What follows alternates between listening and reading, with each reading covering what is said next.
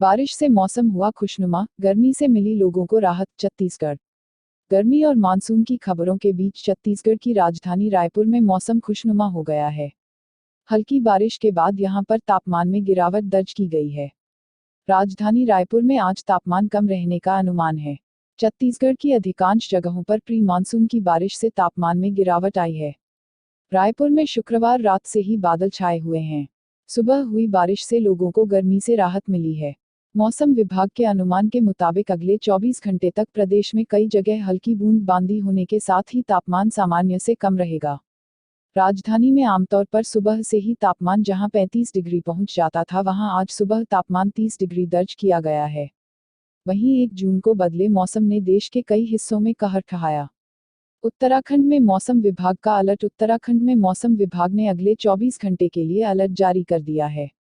मौसम विभाग के मुताबिक मौसम एक बार फिर करवट ले सकता है। तेज आंधी और तूफान के साथ तेज बारिश की संभावना है। आपको बता दें कि शुक्रवार को पौड़ी में बादल फटने के बाद उत्तराखंड के कई हिस्सों में तेज बारिश हुई थी। अरुणाचल प्रदेश में आया भूकंप, रिक्टर पैमाने पर तीव्रता 5.2। अरुणाचल प्रदेश में शनिवार दोपहर भूकंप के तेज झटके महसूस किए गए। दोपहर करीब 12 बजे अरुणाचल में तेजू से 114 किलोमीटर दूर यह भूकंप आया। रिक्टर पैमाने पर भूकंप की तीव्रता 5.2 मापी गई।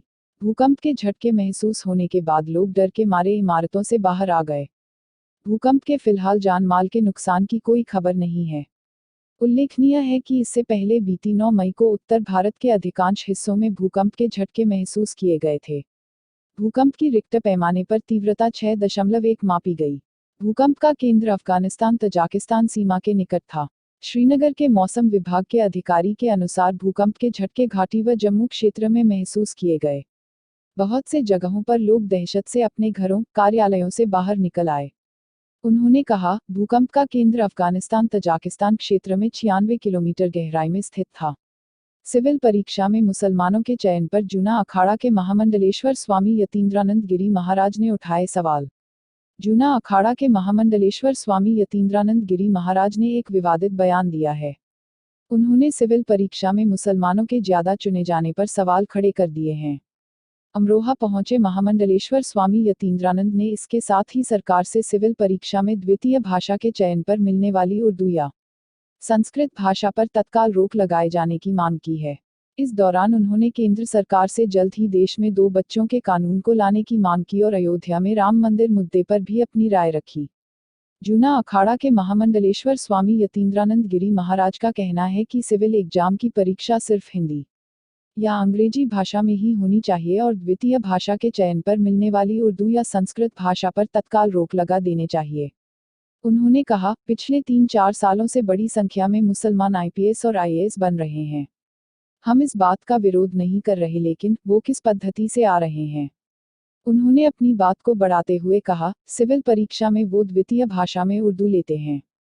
उर्दू लेने के बाद उर्दू की तो कॉपी जहां जांची जाती हैं, वो उर्दू के शिक्षक के द्वारा जांच की जाती हैं, जो मुसलमान होते हैं, और ऐसे में चाहे उन्हें ठीक लिखा हो या न लिखा हो, उनको लगभग 100% अंकों से पास कर ही देते हैं। इसकी जांच होनी चाहिए।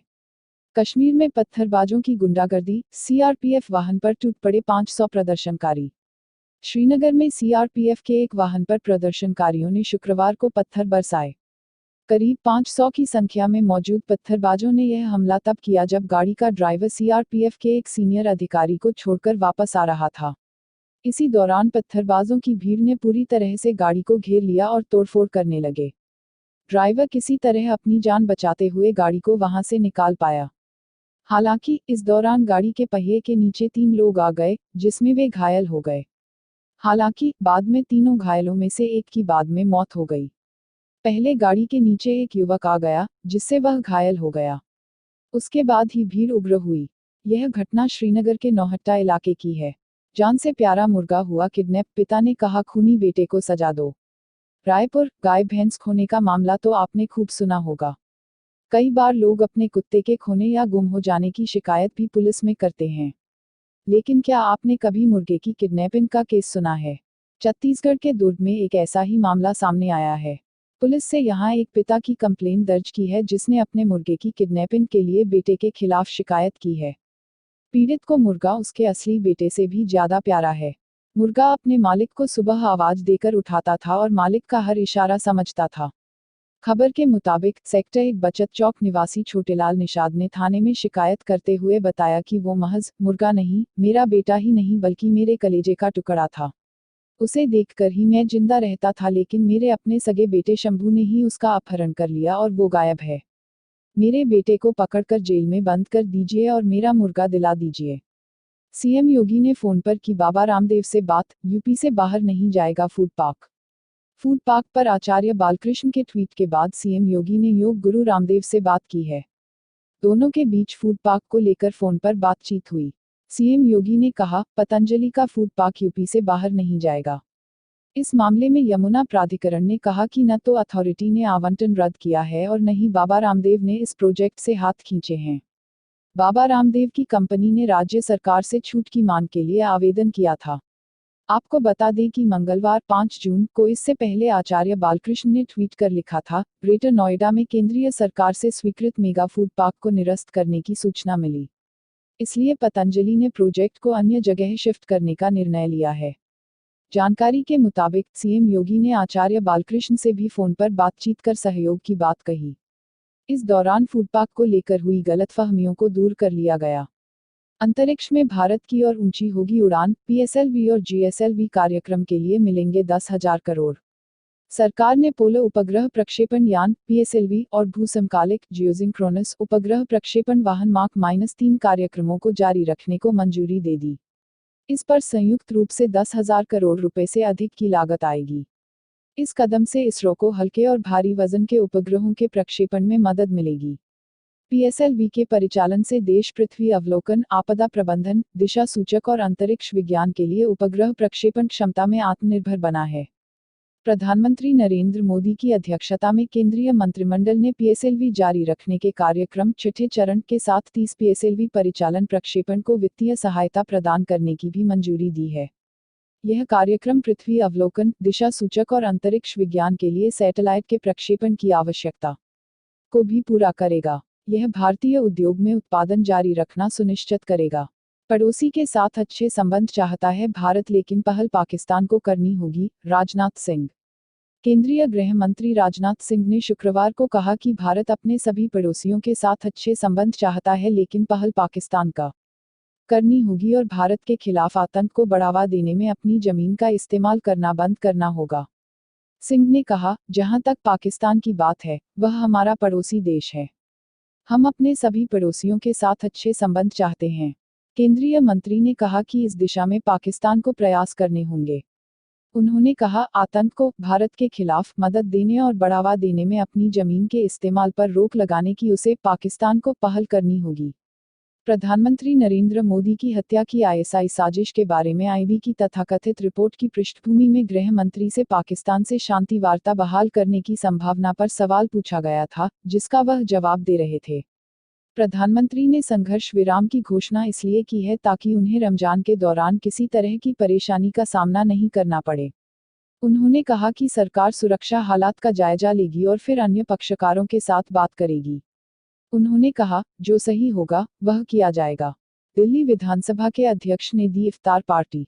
दिल्ली विधानसभा के अध्यक्ष राम निवास गोयल ने आज इफ्तार पार्टी आयोजित की, लेकिन उप राज्यपाल अनिल बैजल को न्योता नहीं दिया। विधायकों की ओर से आरक्षित विषयों पर पूछे गए सवालों के जवाब अधिकारियों की ओर से नहीं देने के मुद्दे पर चल रहे विवाद के बीच यह घटनाक्रम हुआ है। मुख्यमंत्री अरविंद केजरीवाल, उप मुख्यमंत्री मनीष सिसोदिया, समाज कल्याण मंत्री राजेंद्र पाल गौतम, पर्यावरण मंत्री इमरान हुसैन और पार्टी के विधायकों ने दिल्ली विधानसभा परिसर में आयोजित इफ्तार में शिरकत की। भाजपा के विधायक भी राम निवास गोयल की इफ्तार पार्टी में नहीं आए। गोयल ने पिछले साल बैजल को इफ्तार पार्टी के लिए न्योता दिया था, लेकिन उप राज्यपाल उसमें शामिल नहीं हुए थे। विधानसभा अध्यक्ष ने कहा, मैंने पिछले साल उप राज्यपाल को इफ्तार पार्टी के लिए न्योता दिया था, लेकिन वह आए ही नहीं थे। उन्होंने कोई वजह भी नहीं बताई थी। इस साल मैंने उन्हें बैजल को न्योता नहीं देने का फैसला किया। उद्धरण, आंधी आकाशीय बिजली की चपेट में आने से 26 की मौत। उत्तर प्रदेश के विभिन्न जिलों में शुक्रवार को आए आंधी तूफान और आकाशीय बिजली गिरने से 26 लोगों की मौत हो गई, जबकि महाराष्ट्र में शनिवार को बारिश जनित घटनाओं में 2 लोगों की मौत हो गई। मुंबई में शनिवार को जमकर बारिश हुई जिससे रेल एवं हवाई यातायात में बाधा आई। कई दिनों से भीषण गर्मी झेल रही राष्ट्रीय राजधानी एवं इसके आसपास के इलाकों में शनिवार को आंधी पानी से यहां के लोगों को गर्मी से थोड़ी राहत मिली। पंजाब, हरियाणा और उत्तर प्रदेश के कुछ इलाकों में बारिश की रिपोर्ट है।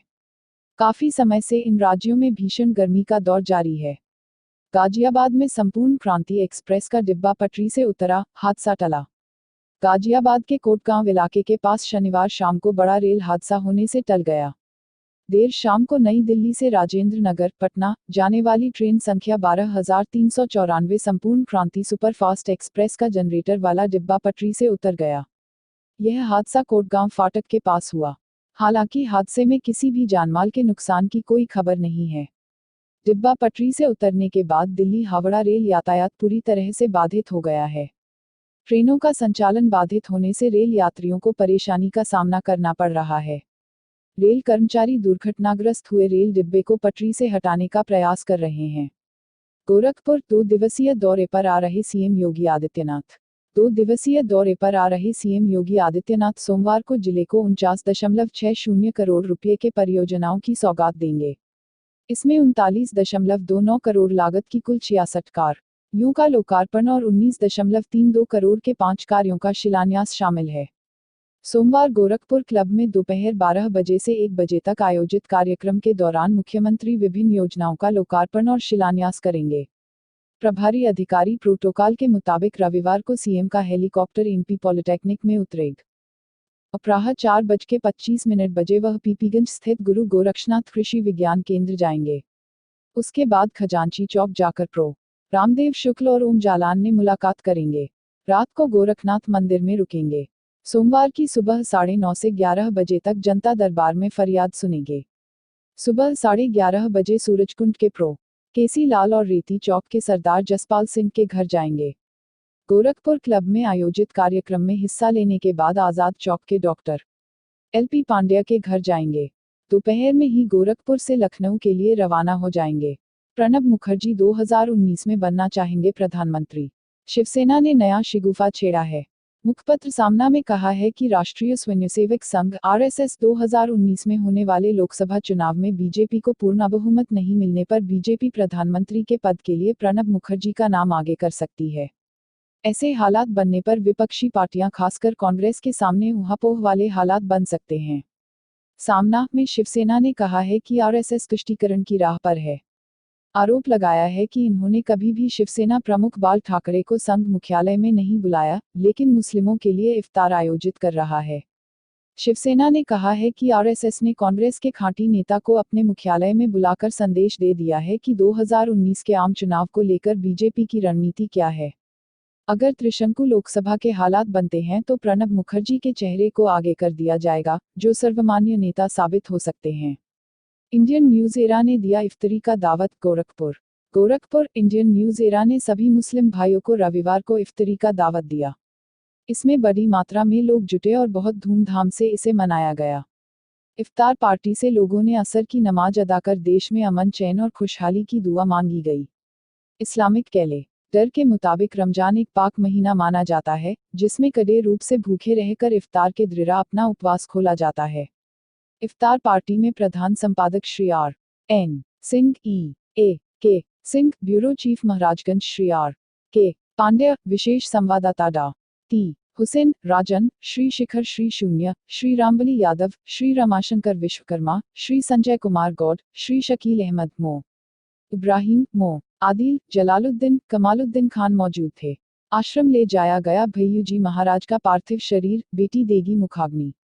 आध्यात्मिक संत भैयू जी महाराज ने कथित तौर पर मंगलवार को दोपहर 1:30 बजे के करीब इंदौर बाईपास पर सिल्वर स्प्रिंग टाउनशिप स्थित अपने बंगले में खुद को गोली मारकर खुदकुशी कर ली। उनकी मौत की सूचना के बाद देर रात तक श्रद्धांजलि का सिलसिला चलता रहा। अंतिम संस्कार से पहले भैयू जी महाराज का पार्थिव शरीर को आवास से सुखलिया स्थित आश्रम सूर्योदय में ले जाया गया है। जानकारी के अनुसार यहां उनके पार्थिव शरीर को सुबह 10 से दोपहर 2 बजे तक उनके अंतिम दर्शन के लिए रखा जाएगा।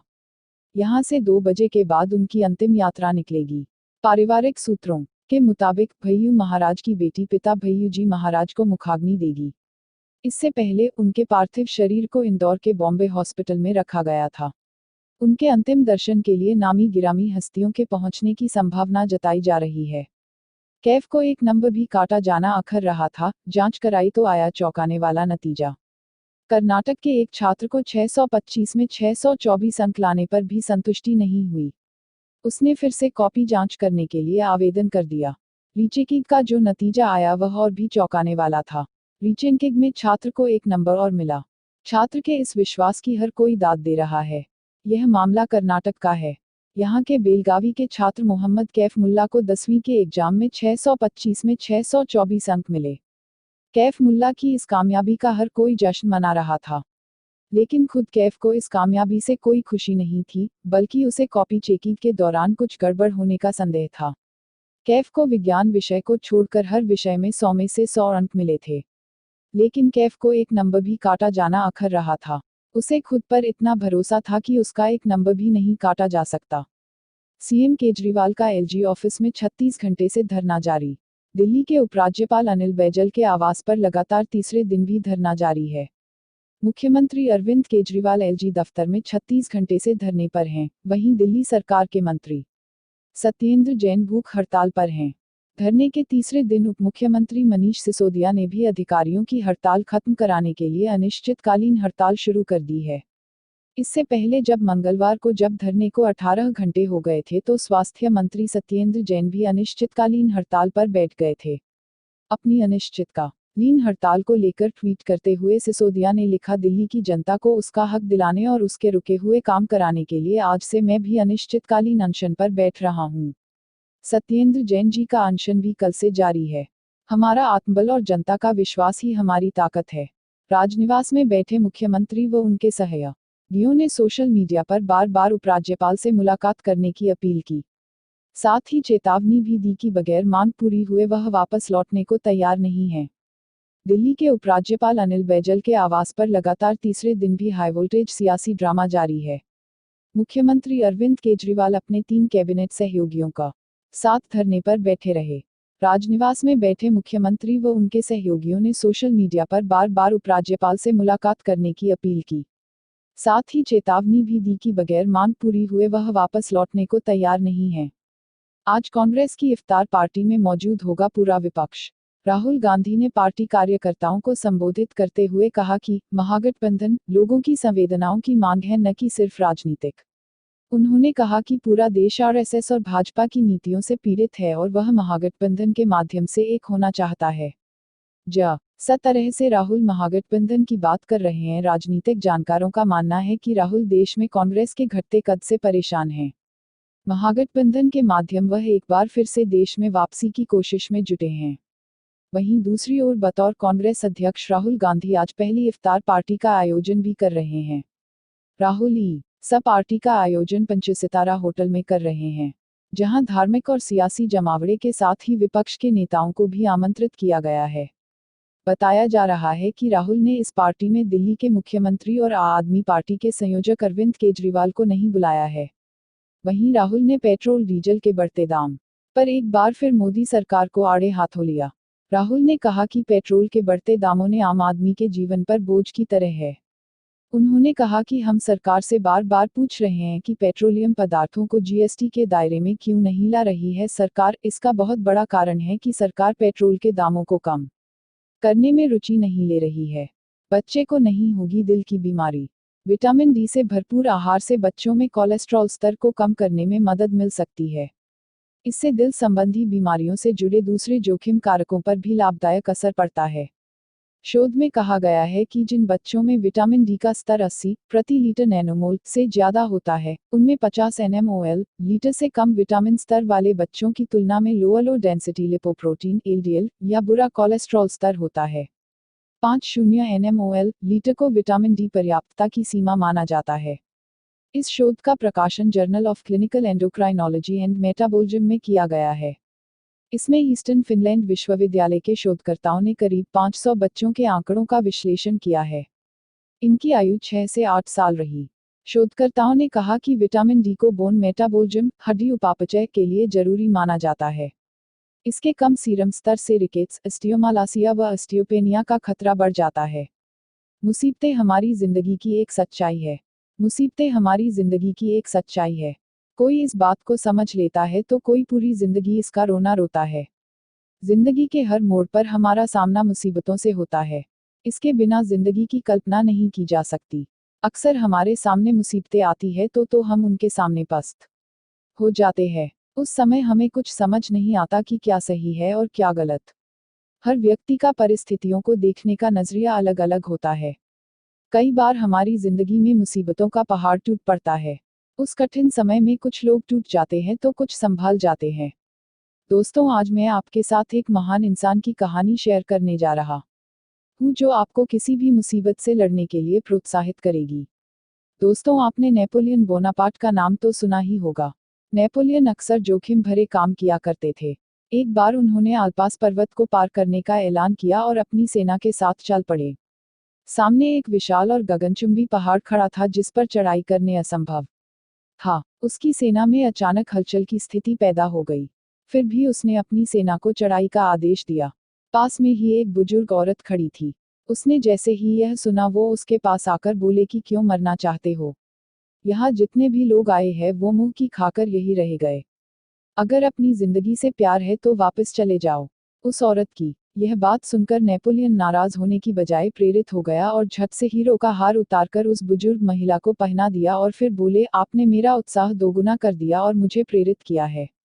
लेकिन अगर मैं जिंदा बचा तो आप मेरी जय जयकार करना। उस औरत ने नेपोलियन की बात सुनकर कहा, तुम पहले इंसान हो जो मेरी बात सुनकर हताश और निराश नहीं हुए। जो करने या मरने और मुसीबतों का सामना करने का इरादा रखते हैं वह लोग कभी नहीं हारते। उपचुनाव की हार के बाद बीजेपी ने शुरू किया मंथन। 2019 चुनाव। उत्तर प्रदेश में उपचुनावों में मिली करारी हार के बाद केंद्र और राज्य में सत्तारूढ़ भारतीय जनता पार्टी ने सोमवार को बड़े स्तर पर मंथन शुरू किया। उत्तर प्रदेश में विरोधियों का पलड़ा भारी होने के बाद सोमवार को गाजियाबाद में पहली बार बड़े स्तर पर भाजपा की बैठक आयोजित की गई। इस बैठक में प्रदेश के मुख्यमंत्री योगी आदित्यनाथ, केंद्रीय विदेश मंत्री वीके सिंह, सांसद महेश शर्मा, गौतम बुद्ध नगर विधायक पंकज सिंह, गाजियाबाद के सभी विधायक, पश्चिमी उत्तर प्रदेश के अध्यक्ष अश्विनी त्यागी, मयंक गोयल, अशोक मोंगा समेत वेस्ट के सभी सांसद और विधायक शामिल हुए हैं। 25 जून को काला दिवस मनाएगी बीजेपी। हर साल 25 जून को देश के आपातकाल के लिए याद किया जाता है। 1975 में इस दिन तत्कालीन प्रधानमंत्री इंदिरा गांधी ने देश में इमरजेंसी लागू की थी। भारतीय जनता पार्टी बीजेपी ने इस दिन को ब्लैक डे यानी काला दिवस के रूप में मनाने की घोषणा की है। पार्टी सूत्रों से मिली जानकारी के मुताबिक इस दिन देश भर में काला दिवस मनाया जाएगा। काला दिवस के दौरान बीजेपी के मंत्री, नेता और कार्यकर्ता लोगों को आपातकाल के बारे में बताएंगे कि किस तरह इमरजेंसी के दौरान लोगों पर अत्याचार किए गए। लोकतंत्र के चारों स्तंभ, चाहे वह न्यायपालिका हो या फिर मीडिया, सभी का दमन किया गया था। इमरजेंसी के मुद्दे पर बीजेपी हमेशा से ही कांग्रेस को घेरती आ रही है। आपातकाल भारत के लोकतांत्रिक इतिहास में सबसे बड़ी घटना है। इमरजेंसी में चुनाव स्थगित हो गए थे और सभी नागरिक अधिकारों को समाप्त कर दिया गया था। मोदी सरकार ने मांगा सोनिया, ममता और मायावती से समर्थन। मोदी सरकार एक मामले पर अपने विरोधियों से पूरी तरह से घिर गई है। 3 तलाक विधेयक पिछले 6 महीने से राज्यसभा में लंबित है और मोदी सरकार राज्यसभा में विपक्ष के आगे कमजोर है। बिना विपक्ष के सहयोग के यह बिल संसद में पारित नहीं हो पा रहा है। अब सरकार इस बिल को पारित कराने के लिए अपने तीनों मुख्य विपक्षी दल कांग्रेस, बीएसपी और तृणमूल कांग्रेस से समर्थन मांगा है। केंद्रीय कानून मंत्री रविशंकर प्रसाद ने विपक्षी पार्टियों की प्रमुख महिला नेताओं से अपील की कि वे राजनीतिक मतभेद से परे जाकर फौरी 3 तलाक को प्रतिबंधित करने वाले विधेयक, जो राज्यसभा में लंबित है, को पारित कराने में मदद करें। हालांकि रविशंकर प्रसाद ने इस सवाल का जवाब नहीं दिया कि यदि इस मुद्दे पर राजनीतिक आम राय नहीं बन सकी तो क्या सरकार फौरी 3 तलाक को अपराध घोषित करने के लिए अध्यादेश लाएगी। शौर्यांजलि यात्रा पहुंची गोरखपुर, वीरों को किया याद। कारगिल विजय दिवस पर 1 जून को बलिया से प्रारंभ हुई यात्रा आज 18 जून को गोरखपुर पहुंची। इनका उद्देश्य लोगों को सेना के लिए जागरूक करना और शहीदों को याद करना है। ये लोग कई जनपद होते हुए यहां तक पहुंचे हैं। इनकी यात्रा में देव सिंह व सुमित सिंह हैं। ये लोग रोज 1 रुपये का योगदान देश के वीर जवानों के नाम देने के लिए लोगों को प्रेरित किया। इनके इस काम को लोगों ने खूब सराहा है। जबकि संवेदना ट्रस्ट, हरि प्रसाद गोपी कृष्ण सर्राफ, समीर सेवा संस्थान प्रायोजक की भूमिका में हैं। अब 24 डिग्री से कम नहीं कर सकेंगे आग का टेम्परेचर। आने वाले समय में आपके अपने घर या ऑफिस में एसी का तापमान 24 डिग्री निर्धारित हो जाएगा। सरकार इसके लिए शुरुआत में एक वैकल्पिक नियम बनाने जा रही है। इसके अनुसार ऊर्जा मंत्रालय एयर कंडीशनर के लिए टेम्परेचर का स्तर 24 डिग्री निर्धारित कर सकता है। सरकार ने एक्ट में बिजली खर्च को कम करने के मकसद से ये बड़ा फैसला लेने का निर्णय लिया है। माना जा रहा है कि सरकार के इस फैसले से करीब 20 अरब यूनिट सालाना बिजली की बचत होगी। सरकार के इस निर्णय के साथ ही एक्ट के लिए 24 डिग्री सेल्सियस तापमान डिफॉल्ट सेटिंग हो जाएगा। मतलब जब भी आप एक्ट स्टार्ट करेंगे तो वह अपने आप 24 डिग्री पर ही स्टार्ट होगा। सरकार गाइडलाइन के तौर पर बताएगी कि आपके शरीर के लिए 24 डिग्री तापमान बिल्कुल सही है। सरस्वती पैलेस का उद्घाटन। 20 जून 2018 को सरस्वती पैलेस का उद्घाटन हुआ। इस उद्घाटन में शहर के माने जाने लोग उपस्थित रहे। इस उद्घाटन में माता का जगराता का भी इंतजाम था। इसका उद्घाटन स्वयं श्रीमती सरस्वती देवी ने फीता काट कर किया। इसमें main active person Shrimati Saraswati Devi के पुत्र श्री विनोद कुमार श्रीवास्तव थे और इनकी पत्नी, इनके बड़े भाई व समस्त परिवारगण मौजूद रहे। सेंट जॉन चर्च ने मनाया अपना 195वां जन्मदिन। 24 जून 2018 को सेंट जॉन चर्च ने मनाया अपना 195वां जन्मदिन। इस दिन को सेंट जॉन चर्च के पादरी श्री संजय विंसेंट ने उपदेश दिया। इस दिन को मेले का भी आयोजन था। इस मेले का उद्घाटन चर्च के पादरी श्री संजय विंसेंट ने किया। इस मेले के आयोजन समिति में श्री अमित रॉबर्ट व अन्य मौजूद थे। मेले में बड़ी भीड़ थी।